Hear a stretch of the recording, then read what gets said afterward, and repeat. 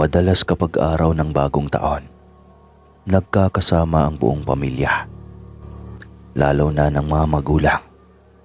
Ang nais ng mga ito ay maging buo ang mga anak. Ngunit si Mira, hindi niya tunay na pangalan.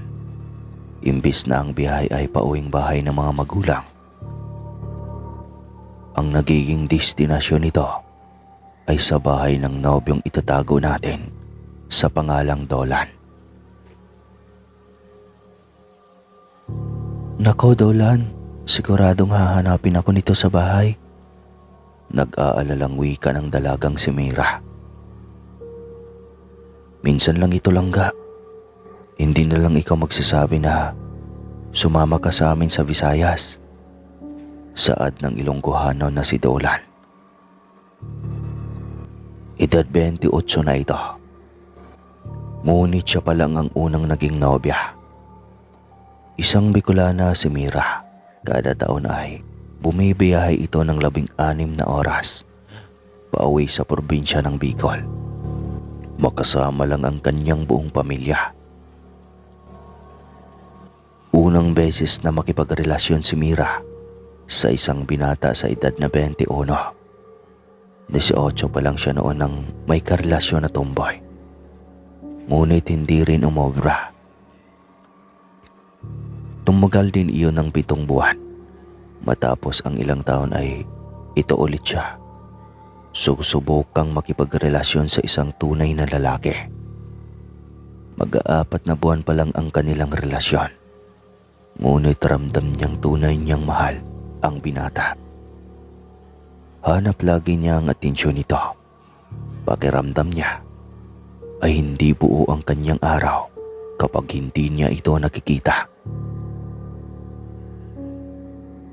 Pangako mo sa akin, sa susunod na bagong taon, sa amin ka na naman sasama para makilala ka rin ng mga magulang at mga kapatid ko. Saad ng dalaga. Oo naman, gusto ko rin yun langga. Sagot nito na may nakakalokong ngiti.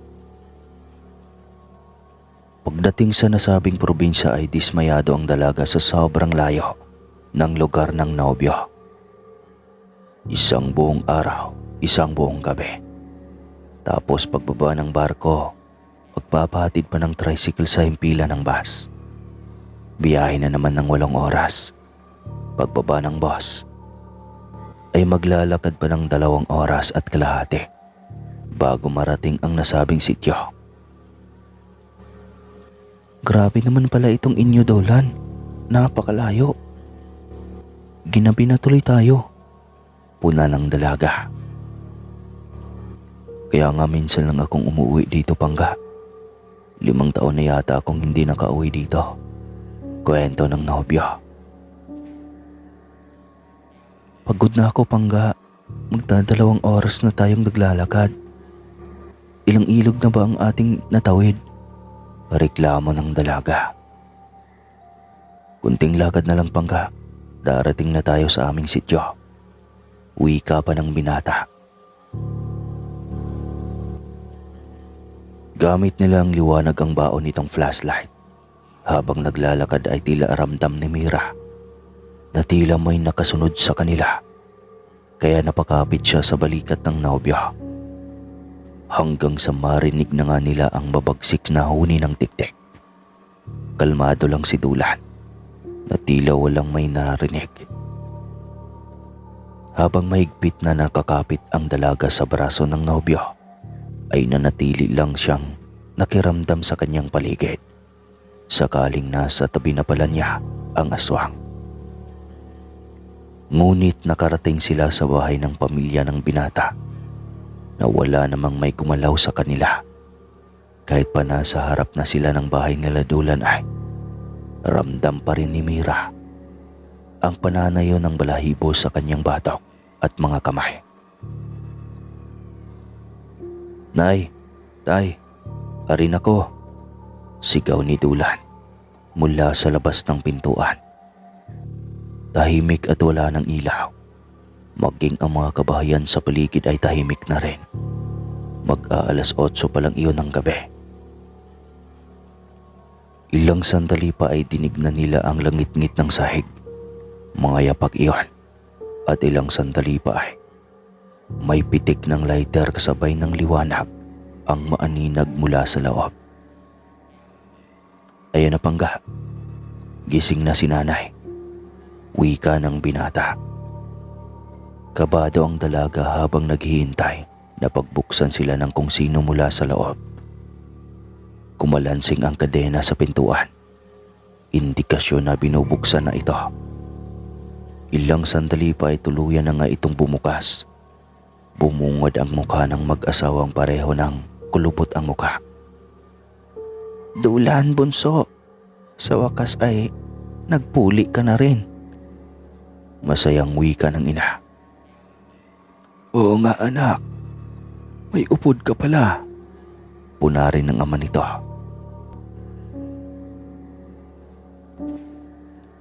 Marahay na banggi nanay. Marahay na banggi tatay. Magalang na wika ni Mira. Magandang gabi daw po, nay. Tay, si Mira po, ang aking nobya. Pakilala ka agad ng binata. Ngunit ang mag-asawa habang tumitingin sa mukha ng dalaga, inaaninag ng mga ito ang angking kagandahan ni Mira gamit ang hawak na lampara. Pasok na muna kayo anak. Alam mo naman na maraming umaaligi dito. Wika ng ina. Umakyat din kaagad ng hagdan ang dalawa. Meron nga nay. Hinatid pa kami dito sa bahay ni Pangga. Wika ng binata sa ina. May bagong yanggaw kasi dito. Kaklase mo noon. Malapit na kaibigan mo pa nga. Kwento pa ng ina. Alin doon, nay? Kunot noong tanong ni Dulan. Si Avi. Noon pa man, alam mo naman na tanyag na talaga na aswang ang lola niyan. Ang dinig ko nga sa mga tsismosa nating mga kapitbahay. Sa kanya ipinamana ang mutya ng aswang na hawak ng lola niya. Kwento ng ina. Natahimik ang binata. Si Avi na matagal niyang kaibigan mula elementarya hanggang high school. Hindi lingid sa kanyang kaalaman na si Avi ay apo ng aswang. Subalit baliwala iyon sa kanya. Bakit naman niya kalayuan? Gayong napakabait ng dalaga sa kanya. Minsan ay tinutulungan siya nito sa mga aralin. Minsan ito pa nga ang kumokopya sa kanyang kwaderno dahil sadyang tamad talaga siya noon. Hanggang sa ito pa ang nagtapat kay Dulan na umiibig ito sa kanya. Ngunit hindi ito ang tipo ng babae na gusto ng binata. Kaya simula noon ay hindi na sila gaanong malapit. Oo nga at naroon pa rin ang pagkakaibigan nila. Ngunit hindi na kagaya ng dati. May asawa na ba yun, nay? Tanong ng binata. Nako, wala rin anak. Mag-isa yan sa kanyang buhay. Sagot ng ina. Napatango ang binata habang nilalaro ang buhok ng nobya. Kumain lang sila ng baong tinapay at natulog na rin dahil sa sobrang pagod. Dahil sa layo ng kanilang nilakbay. Tinanghali sila ng gising kinabukasan dahil sa sobrang pagod. Pagkagising ay diretso ang mga ito sa balon.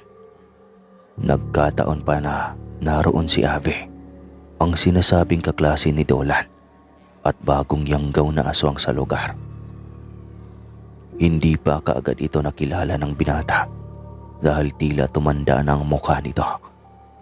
Ngunit nang makita siya ng dalaga, ay biglang lumiwanag ang mukha nito. Dulan, ikaw ba yan? Tanong ng dalaga. Doon lang niya nakumpirma na si Avi na nga ito. Ikaw na pala yan, Avi.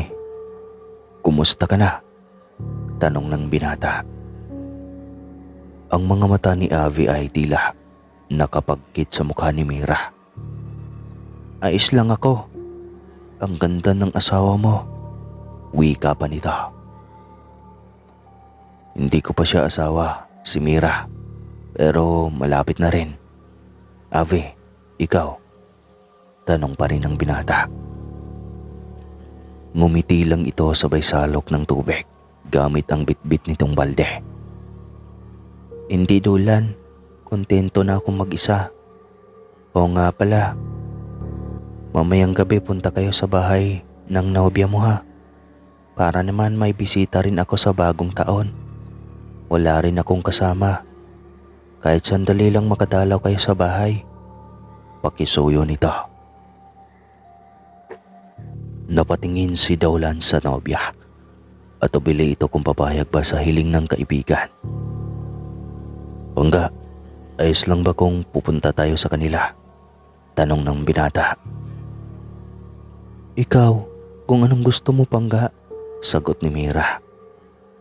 Tumingin si Dulan kay Ave at tumango sabay ngiti.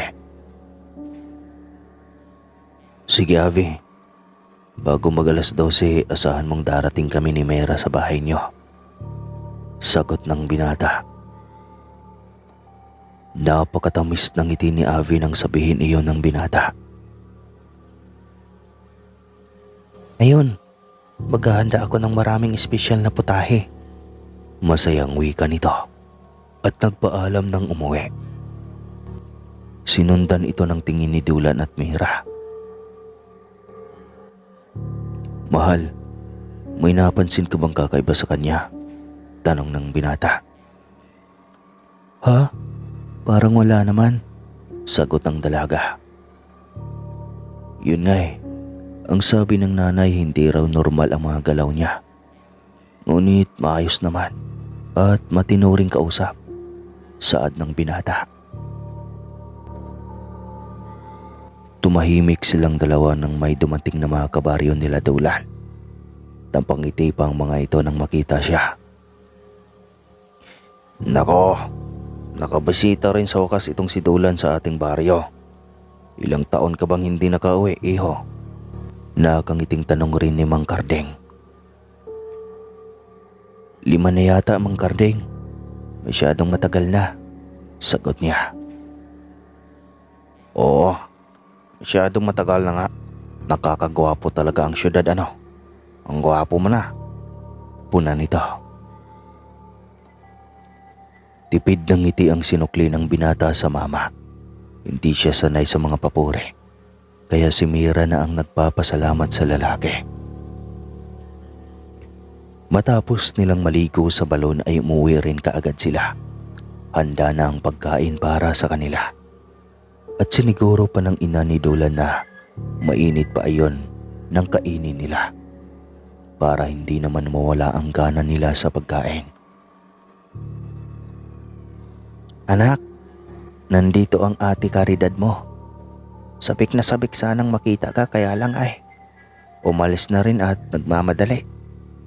Papunta daw ng bayan para mamili ng lulutuin mamayang gabi. Saad ng ina nito. Hindi na po ba sila nagdadaos ng bagong taon? Kasama kayo ni Itay? Tanong ng binata habang abala sa pagkain.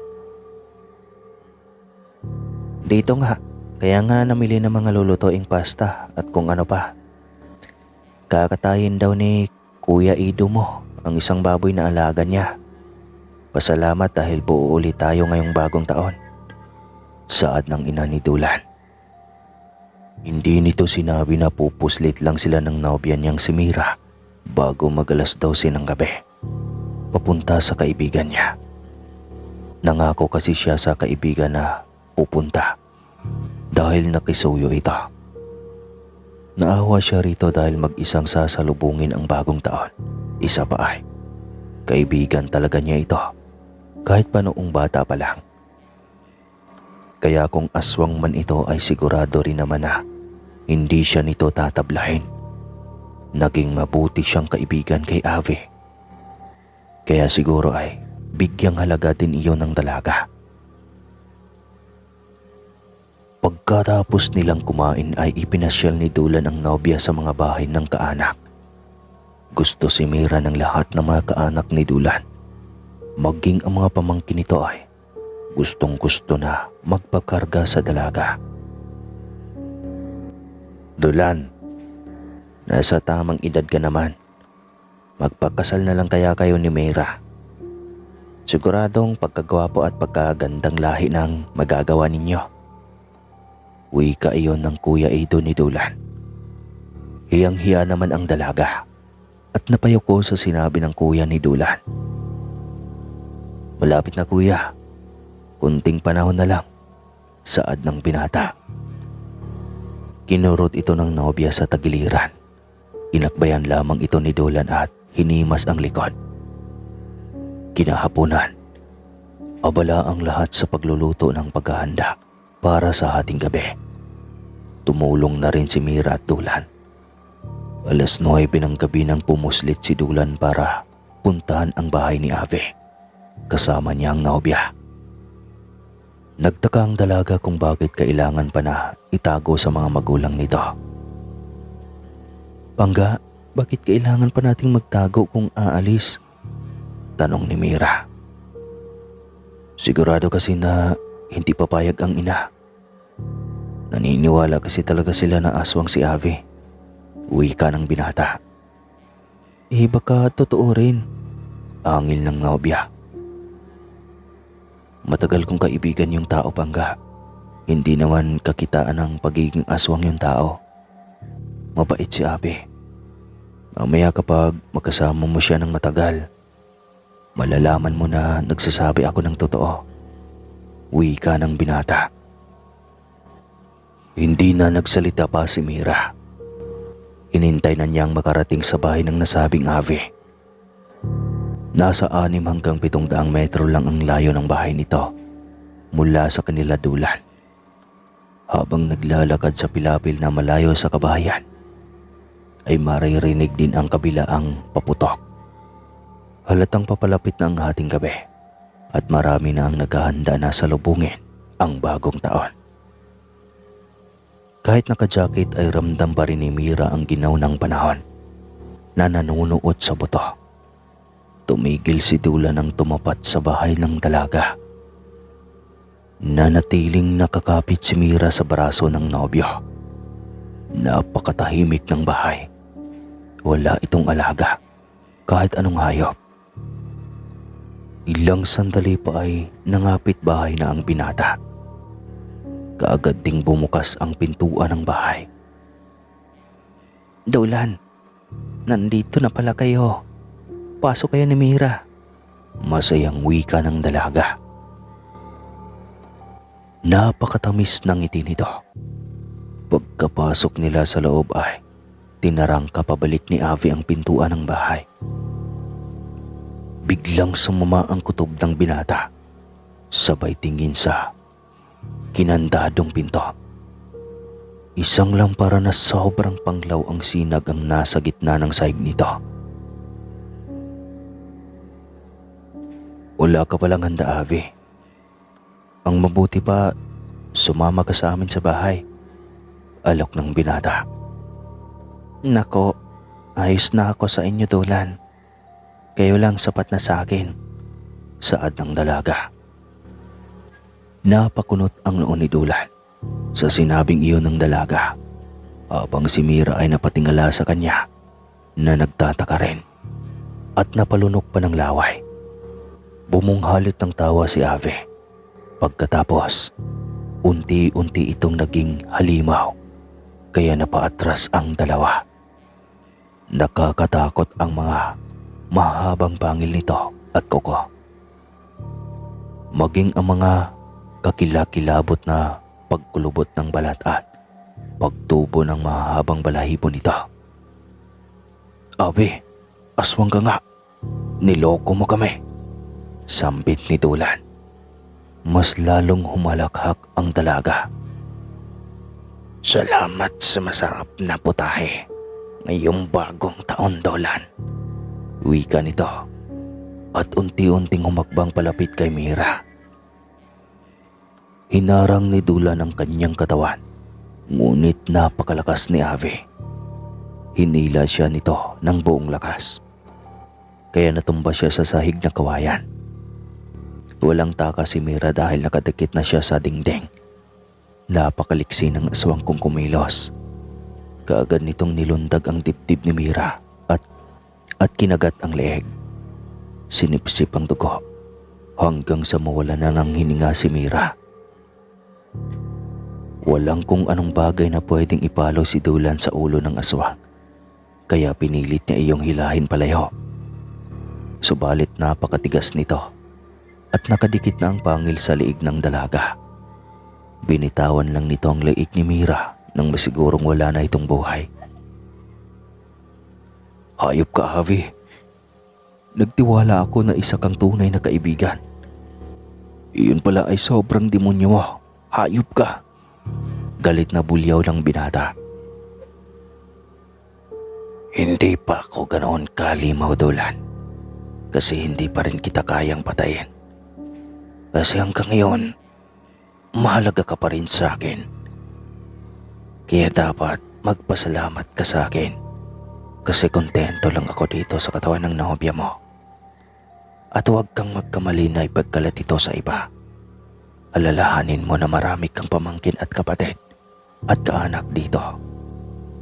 Hindi ako mangingiming patayin sila sa oras na ikwento mo sa kanila ang lahat. Umuwi ka na. Bago pa magbago ang isipan ko. At baka maisama pa kita sa nobya mo. Labas. Mariing wika nito. Abi, bakit ka naging ganyan? Nasaan na ang best friend ko na laging may pag-aalala sa akin? Tanong ng binata. Umalis ka na, Dolan. Wala na ang dating Avi na hinahanap mo. Halimaw na siya ngayon. Kaya sa pagbilang ko ng 10, dapat nabuksan mo na ang kandado. Dahil kung hindi, isasama na kita sa nobya mo. Pananakot nito. Sabay pa to sa kanya ng susi. Hindi magkanda ugaga ang binata sa pagbukas. Saktong nasa 8 pa lang ang bilang ng makababa na siya sa hagdan. Masakit ang loob, puno ng konsyensya kung bakit takot siyang mamatay. Sana sinamahan na lang niya ang kanyang nobya kaysa magtiis siya ng habang buhay dahil sa bangungot na ibinigay sa kanya ng kaibigan. Pagdating niyang ng bahay ay nagtaka ang buong pamilya kung bakit bigla itong nawala kasama ang nobya. Ang sagot nito ay inihatid ang nobya sa himpilan ng bus. Ngunit sinong maniniwala sa kanya nang ganoon lang kabilis? Subalit hindi na ito nagsalita pa. Lagi na lang itong nakatulala. Isang malaking trauma ang sinapit ng binata. At hanggang dito na lang po ang kwento ko, mga kaswang. Ako po pala si Albert, ang kaibigan ni Dolan. Isa sa mga pinagsabihan niya. At bago tayo magtapos, mga kaswang, ay konting shoutout lang muna. Shoutout kay Gerson Manungol from Liwagaw Island. Salamat, sir.